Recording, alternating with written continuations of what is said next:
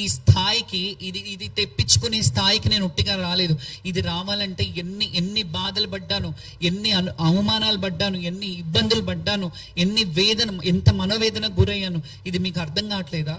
ఎక్కడ పోతుంది అసలు? ఫస్ట్ ఆఫ్ ఆల్ చెప్పాలంటే ఆ గుడికి రైట్ హక్కు నాకుంది. నేను హక్కుదారిని. నేను బ్రతుకున్నంత వరకు నా హక్కు ఆ గుడికి ఉంది. నేను బోనం తెచ్చినప్పుడు ఖచ్చితంగా మీరు బాధ్యత ఉంది. మీ ప్రభుత్వం కానీ ప్రభుత్వాన్ని ఎందుకంటానంటే ఎండోమెంట్ ఎందులో ఉంది? ప్రభుత్వం కాదా ఎండోమెంట్? పోలీస్ డిపార్ట్మెంట్ ప్రభుత్వం కాదా? మేము ప్రభుత్వం అడగకపోతే ఇంకెవరిని అడగాలి? ఎవరితో చెప్పుకోవాలి? బాధ వచ్చినప్పుడు ఒక కన్న తల్లికి చెప్తారు. నేను ఇదే మాట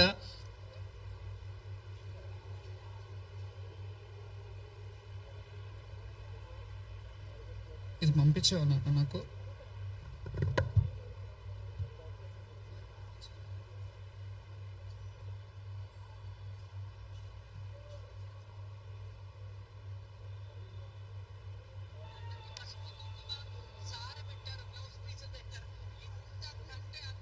ఎప్పుడు జరగలేదు.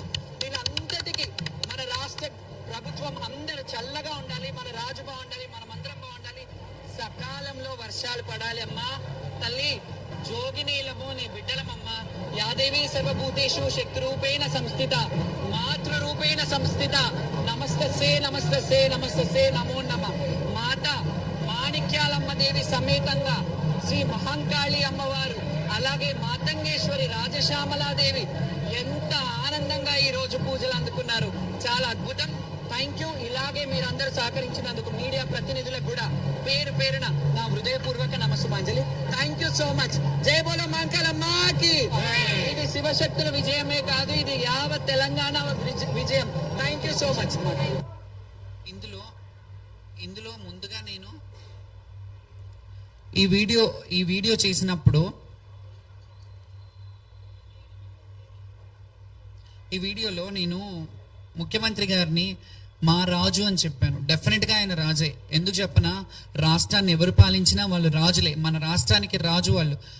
మా రాజు బాగుండాలి, రాజు బాగుంటే రాజ్యం బాగుంటుంది అన్న వీడియోలు మీ అందరికీ తెలుసు కదా. బాగుంటే బాగుందన్నా, బాగాలేనప్పుడు బాగాలేదనంటే దాన్ని రాజకీయం ఎందుకు చేస్తున్నారు? శ్యామల కావాలని చేస్తుంది. మరి నేను మీ గురించి బాగా చెప్తే మంచిది, లేకపోతే చెడ్డదన్నా? ఇదేనా మీరు ఇస్తున్న మెసేజ్ జనాలకి? మేము ఎవరి వ్యక్తిగతం కాదు, మీరు ఆ స్థానంలో ఉన్నారు కాబట్టి మిమ్మల్ని క్వశ్చన్ చేస్తున్నాము. మీరు ఆ స్థానం లేకపోతే మేము క్వశ్చన్ చెయ్యము. ఇంకెవరన్నా ఉంటే ఆ స్థానంలో వాళ్ళని నిలదీస్తాము. ఇది మీరు ప్రభుత్వ అధికారులు కొంచెం దీని మీద దృష్టి పెట్టి ఎవరైతే ఇలా దుష్ప్రచారాలు చేస్తున్నారో వాళ్ళ మీద యాక్షన్ తీసుకోవాలని నేను కోరుకుంటున్నాను. అండ్ ముఖ్యంగా ఇంకొక విషయం కూడా చెప్తాను. ఫస్ట్ ఆఫ్ ఆల్ ప్రభుత్వానికి ఒక సలహా ఇస్తున్నా నేను ఇప్పుడు. గతంలో ఎన్టీఆర్ గారు 3:30 గంటలకు వచ్చి హారతి, ఎర్లీ మార్నింగ్ 3:30, 4 o'clock వచ్చి హారతిలో పార్టిసిపేట్ చేసేవాళ్ళు. హారతి తీసుకొని వెళ్ళేవారు అమ్మవారికి. తర్వాత ఎవరు వచ్చినా, చంద్రబాబు నాయుడు గారు వచ్చినా, ఎవరు వచ్చినా 8-9 గంటల లోపల అయిపోయేది. అది రాను రాను మట్ట మధ్యాహ్నంకి వచ్చేసరికి అక్కడ ఆ టైంలో పీక్ టైం. ఇప్పుడు మాకెందుకు టైం పెడతారని మేము అడుగుతున్నామా? మేము కొట్లాడాలంటే చాలా విషయాలలో ఉన్నాయి. మేము సామరస్యంగా మాట్లాడుతుంటే మీకు ఎప్పుడు నేను పోలీసు వాళ్ళని తిడుతున్నాను, గవర్నమెంట్ని తిడుతున్నాను అని అంటున్నారే కానీ మా బాధ ఏంటి, మా ఆవేదన ఏంటి అని ఒక్కసారైనా అర్థం చేసుకొని కూర్చోబెట్టి మాట్లాడుతున్నారా? ఏదో మాట్లాడుతున్నారు, నామమాత్రానికి వదిలేస్తున్నారు. ఇప్పుడు నిజంగా చెప్తున్నాను, నాకు జరిగిన అవమానం మీద తీవ్రంగా ఖండిస్తున్నాను. ఇది ప్రభుత్వం ఖచ్చితంగా చర్యలు తీసుకోవాలి ఎవరి మీద అయితే చేస్తున్నారో. దీని మీద ఎవరైతే సోషల్ మీడియాలో నా మీద రాంగ్ ఫాల్స్ అలిగేషన్స్ పెట్టారో, కొంతమంది శివశక్తులు కానీ కొంత సోషల్ మీడియా కానీ, వాళ్ళ మీద సీరియస్ యాక్షన్ తీసుకోవడానికి నేను మా లీగల్ టీమ్ని నుంచి వాళ్ళు మాట్లాడతారు. సాయి కృష్ణ ఆజాద్ గారు. ఏంటండి అది మీరు అడగాలి కదా. ఈవోని క్వశ్చన్ చేయాలి. మీరు రెస్పాండ్ అవ్వాలా, మంత్రి గారు రెస్పాండ్ అవ్వలేదని మీరు అడుగుతున్నారు క్వశ్చన్. అది మీరు వాళ్ళని అడగాలి. వాళ్ళు ఎందుకు రెస్పాండ్ అవ్వట్లేదో మాకు కూడా అర్థం కాలేదు. ఎందుకంటే వాస్తవానికి అక్కడ జరిగిన ఈవో అధికారి ఎవరైతే ఉంటారో వాళ్ళు రెస్పాండ్ అయ్యి ఇలాంటి కాదు అని చెప్పి మమ్మల్ని ఏమైనా మాట్లాడాలి. మాకు మారుబోనం చేపిస్తాను, జోగు బోనాలు చేసుకుంటాం, మేము మాకు అసంతృప్తిగా ఉన్నాము, మళ్ళీ మారుబోనం చేస్తాము, మళ్ళీ అమ్మవారిని సంతోషంగా వేడుకుంటాము, రాష్ట్రం బాగుండాలని చాలా మంది ఏడ్చుకుంటారు చేసుకుంటూ పోయారు. ఇది రాష్ట్రానికి మంచిది కాదు అనే మాట నేను చెప్పాను. నిజంగా మంచిది కాదు. ఎందుకంటే మేము నిన్ననో మొన్ననో ఇట్లా పుట్టగొడుగుల్లాగా పుట్టిన వాళ్ళం కాదు. మేము ఎన్నో ఏళ్ళుగా మా జీవితాన్ని దీనికే అంకితం చేసిన వాళ్ళం కాబట్టి మా నోటి నుంచి ఏదన్నా అంటే అది మంచిది కాదు అనే మాట అనడంలో తప్పేముంది? మీరు సరి చూసుకోండి, మీరు చేసిన తప్పిదాలు సరి చూసుకోండి అని అన్నాను. నేను ఎక్కడ ప్రభుత్వాన్ని ఇది చేయలేదు కదా. మీరు ఎందుకు దాన్ని రాంగ్గా పోర్ట్రే తీసుకుంటున్నారు, రాంగ్గా ఇచ్చేస్తున్నారు? వాళ్ళు సంజాయిషి ఇవ్వాలి. అలాగే మారుబోనం కూడా జోగినీల బోనాలు చేపిస్తానని అన్నారు. దాని మీద కూడా ఇప్పటి వరకు అయితే మాట్లాడలేదు. ఎందుకంటే వాళ్ళు ఏమైనా మాట్లాడి వాళ్ళు ఏమైనా హామీ ఇస్తే బాగుండేది. జస్ట్ మంత్రి గారు వచ్చారు, చెప్పేశారు, వెళ్ళిపోయారు. ఈ సోషల్ మీడియాలో ఇలాంటివన్నీ జరిగాయి. దీన్ని అన్నిటికీ ఖండించాల్సింది ప్రభుత్వమే. ఇక నేను వదిలేస్తున్నాను. ఎందుకంటే నా మీద ఎన్ని వార్తలు రాసుకుంటున్నారు, ఎన్ని చేసుకుంటున్నారు. కొంతమంది మాత్రం చేశారు సోషల్ మీడియా, అందరూ అనట్లేదు. నిజంగా కొంతమంది సోషల్ మీడియా వాళ్ళు అక్కడ ఉన్న ప్రతి ఒక్కరిని, ప్రతి మహిళలని, అక్కడ ఉన్న చిన్న బిడ్డలని కానీ చాలా మంది ఓవర్సీస్ నుంచి వచ్చి, బయట దేశాల నుంచి వచ్చి బోనం తీసుకుంటుంటే ఈసారి వరస్ట్ ఉందంట అని చెప్పారు. వాళ్ళందరినీ కొన్నారు అనే మాట మాట్లాడారు కదా. వాళ్ళందరూ కావాలని చేశారా? కింద బోనం పడిపోయింది, నాకు బిడ్డ పుడితే నేను బోనం తెస్తాను అని చెప్పిన వాళ్ళు యాక్టింగ్ చేశారా? వాళ్ళు యాక్టింగ్ చేస్తున్నట్ట. ప్రపంచంలో దేశంలో మన రాష్ట్రంలో ఇన్ని సమస్యలు ఉన్నాయి వదిలేసి శ్యామల పడిపోయింది, స్పృహ తప్పింది, డ్రామానా అని అంటే మా బాధ మాకు తెలుసు. ఇన్నేళ్ళు సంపాదించుకున్న ఈ అస్తిత్వాన్ని మేము రోడ్డు మీద పడేసుకోవాలని ఎప్పుడు అనుకోము. కొంచెమైనా మాకు సంస్కారం ఉంది, సిగ్గుండాలి అలాంటి మాటలు మాట్లాడే వాళ్ళకి. ఎందుకంటే ఇన్నేళ్ల కష్టాన్ని, ఇన్నేళ్ల జీవితాన్ని ఒక రోడ్డు పాలు అవుతుందని ఎట్లా అనుకుంటున్నారు? నేను అలా చేసుకుంటానని. నేను కింద పడితే డ్రామా ఎట్లా? కింద పడడం వల్ల నాకు వచ్చే లాభం ఏంటి? నాకు నష్టమే కదా. నాకు అభిమానులు ఎవరైతే ఉన్నారో వాళ్ళందరూ ఎంత బాధపడ్డారు. 2,60,000 మంది నాకు ఫాలోవర్స్ ఉన్నారు ఇన్స్టాగ్రామ్ లో. ఆ 2,60,000 మంది నన్ను అడగరా? నా అభిమానులు కాదా? వాళ్ళకి ఆన్సర్ ఇచ్చుకోవాల్సిన అవసరం ఉండదా? మీరు ఏది పడితే అది మాట్లాడేస్తే, ఏది పడితే ఇదిలో కొంతమంది సోషల్ మీడియాలో భక్తుల దగ్గరికి వెళ్ళి ఎలాంటి ఇబ్బందులు జరిగాయో అవన్నీ కళ్ళకు కట్టినట్టు చూపించారు. నిజంగా కూడా ఇప్పుడు చెప్తున్నాను, నిజంగా కూడా ప్రభుత్వము ఈసారి బోనాల పండుగ జరిపించడంలో విఫలమైంది అనే మాట అది వాస్తవం. మీరు ఎన్ని చెప్పుకున్నా, మీరు ఎన్ని ఇది చేసినా, ఎన్ని ఫండింగ్ ఇచ్చినా, ఎంతమంది ఇది చేసినా, మీరు ఫండింగ్ ఇస్తున్నారు, ఇన్ని లక్షల ఫండింగ్లు ఇస్తున్నారు అన్నప్పుడు మరి మీ బాధ్యత కదా మమ్మల్ని బోనం తీసుకెళ్ళడానికి అవ్వాలి. ఒక సీనియర్ మోస్ట్ నేను జోగిని, ఆ సీనియర్ మోస్ట్ బోనం వస్తున్నప్పుడు మీరు ఇప్పుడు గతంలో కొంతమంది నాయకులు వచ్చారు, ఇప్పుడు వచ్చారా? కానీ ఆ నాయకులు ఉన్నప్పుడు నేనున్నాను, ఇప్పుడు నేనున్నాను. రేపు కంఠంలో ప్రాణం ఉన్నంత వరకు, మా ఊపిరి ఉన్నంత వరకు ఈ బోనాల కల్చర్ని రిప్రజెంట్ చేస్తూనే ఉంటాము. అది ఎవరు ఉన్నా ప్రభుత్వంలో, నేను ముందు కూడా చెప్పాను, ప్రభుత్వంలో ఈ రోజు ఉంటారు, రేపు ఉండరు. 4 ఏళ్ళు, 5 ఏళ్ళు, 10 ఏళ్ళు ఉంటారు, తర్వాత వేరే వాళ్ళు ఉంటారు. కానీ మీ ఉనికిని కోల్పోవద్దు. మీరు ఎప్పుడు కూడా మా ఆడపడుచులని, మా శివశక్తులని, మా జోగినీల ఆశీర్వాదంతో మీరు ముందుకెళ్ళాలి. అప్పుడు ఇంకా బాగుంటది, మన రాష్ట్రం బాగుంటది. సకాలంలో వర్షాలు పడతాయి, పంటలు పండుతాయి, బిడ్డ పాపలు మంచిగా ఉంటారు. మేము ఎప్పుడు వాళ్ళ దీవెనార్థి. మేము బోనం చేసేది ఎవరి కోసం? పుణ్యం. మేము బోనం చేస్తే మేము చేసేది ఎవరి కోసం? మీరు చేసుకునేది మీ బిడ్డల కోసం, మీ మొగుడు పెళ్ళాలు వాళ్ళ కోసం, మీ ఫ్యామిలీ కోసం. మేము చేసేది రాష్ట్రం బాగుండాలని మాత్రమే, ఇంకేది ఉండదు మాకు. మేమేదో ఎన్ని సంవత్సరాలు బ్రతుకుతారండి? ఎన్ని రోజుల జీవితాన్ని అనుభవిస్తాం? ఆల్రెడీ సగం జీవితాన్ని అనుభవించేశాను. నాకేంటి ఫ్రీ పబ్లిసిటీ అవసరమో? నేను జనాలలోకి వెళ్తే వేలాది మంది నన్ను ముట్టుకుంటే చాలు.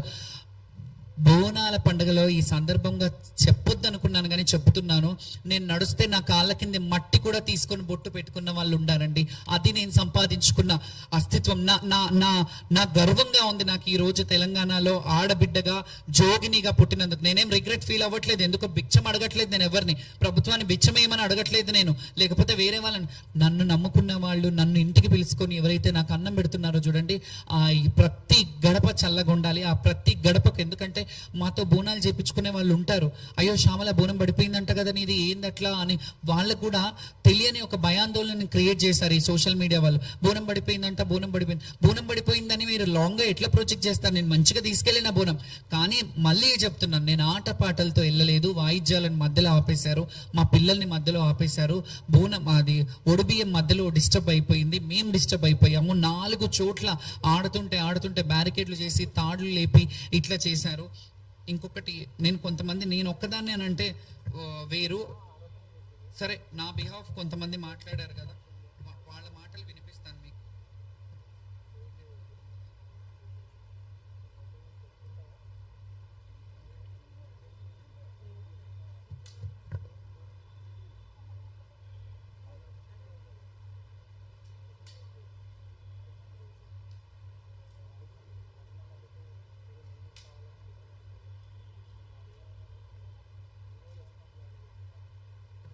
ఇది వినండి.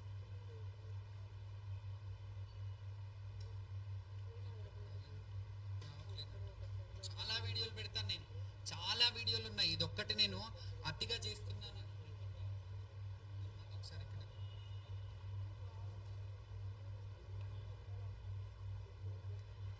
ఇది ఎక్కడికి తీసుకెళ్తున్నారు మన శివశక్తులే మన వాళ్ళని?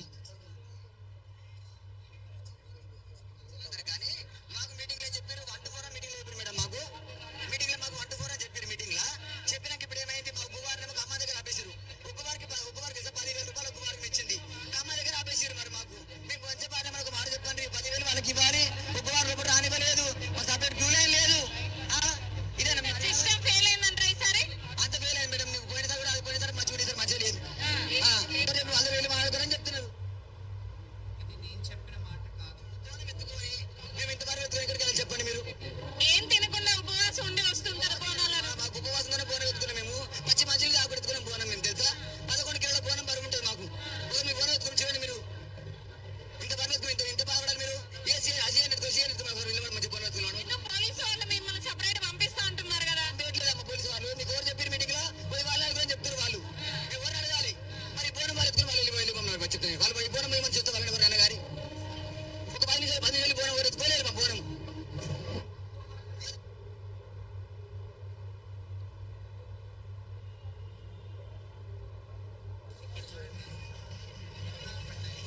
మానసిక కార్మికులు లేరా?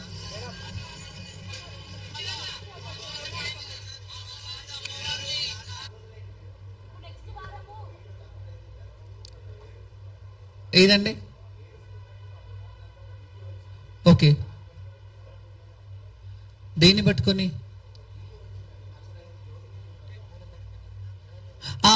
అదే చెప్తున్నాను, అదే క్లారిటీ ఇస్తున్నాను. బోనం నాది పడలేదు, వేరే వాళ్ళది పడ్డది. కాకపోతే కొంతమంది జోగినీలు వచ్చి ఏమైందో మాకు అర్థం కాలేదు, మేము వచ్చేసినాము, వాళ్ళు అక్కడ కూర్చున్నారని మేము అక్కడ బోనం దించామని చెప్పారు. హాస్యాస్పదంగా ఉంది. మీకు కొంచెం సిగ్గుండాలా ఆ బోనం ఎక్కడ పడితే అక్కడ దించనీకి. మరి మీకేం జరిగిందో బయట మీకు జరిగిన అవమానం అక్కడ దించారనుకున్నాను, కానీ మేము దించమన్నాం అక్కడ. మేము కొంతమందిని అయితే ఒకరు అట్లా అన్నారు, కానీ మిగతా వాళ్ళు నిజంగా కూడా నా కళ్ళారా చూశాను. వాళ్ళని లోపలికి పంపించట్లేదు. బోనం ఎత్తుకున్నారు, మీ టైం అయిపోయిందని అంటున్నారు, వాళ్ళని లాగుతున్నారు. వాళ్ళు ఓపిక సహనాన్ని నశించి అక్కడే బోనం పెట్టారు. ఇట్లా అయితే ప్రభుత్వం మేము బోనాలు ఎట్లా చేయాలి, మేము బోనాలు చెయ్యమని చెప్పి చాలా మంది పెట్టి